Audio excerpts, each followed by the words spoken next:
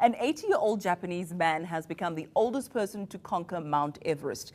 Let's find out how he did it. Sean Wisedale has also conquered the highest peaks in the world. Now, he joins us from our Durban studios just to give us a little bit of information on how one can do this, especially at the age of 80. Sean, a very good morning to you. Now, this is, what can I say, an incredible feat in and of itself. But to do it at the age of 80, that's absolutely amazing, don't you think?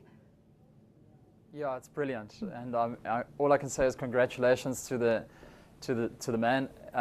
It's just a great example of why you can't limit anybody by their background, their color, or their age. So, 80 years old, well, yeah, all you can say is hats off to the lad. Now, I know on Wednesday we're marking the 60th anniversary of the first ever successful summit of Mount Everest. Has it become easier, do you think, to climb Mount Everest? No, it hasn't become easier to climb Mount Everest. What has improved are items and things like equipment and, most importantly, weather forecasting. And that's the reason why I think we see less deaths on Everest, although there were 9 this season, I believe, so far.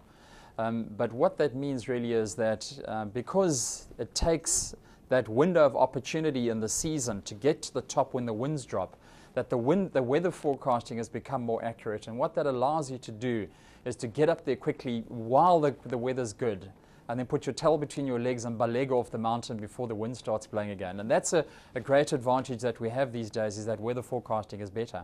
Now, you're no stranger to the summit of Mount Everest, and you'll tell us about that in a moment, but I want to take a look at the preparation, the physical and the emotional preparation it takes to actually decide this is what I'm going to do and to be successful at it. Well, preparation, as we all know, is everything. And it's all about, spending a hell of a lot of time getting to know yourself, getting to know your capacity. The reason why people fall down and collapse on Everest is the altitude and the fatigue. There's always the elements of cold and other objective dangers like avalanches, malnutrition, dehydration, hypothermia, a load of other elements that you've got to deal with.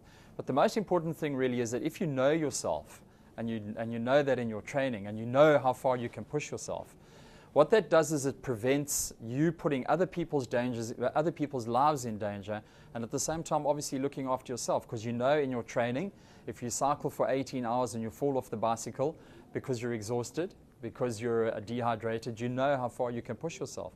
And that's an important part of it. There's loads of other preparations that are involved. You're literally going to camp on ice for a minimum of 8 to 10 weeks. What that means really is, for an expedition of 7 or 8 people, is that you've got to take 2 tons of equipment onto the mountain. There are loads of, there's at least 2 years of preparation involved in climbing, Mount Everest. So, yeah, preparation is everything. And I mean, this chap who's climbed it, who's 80 years old, he's been there before. He set the record when he was 72, when he's 73. He's a seasoned climber. And so he's been through this. And when you've been over ground like that, then you're comfortable. My goodness, and we hear word that there's someone who's trying to break that record and climb Mount Everest at the age of 81. All of a sudden, I'm starting to feel like I'm very, very lazy just sitting in this chair of mine when people are doing such incredible things. Thank you again for your time, mountaineer Sean Wisedale, and that's where we'll leave this bulletin for now. I'm back with your headlines.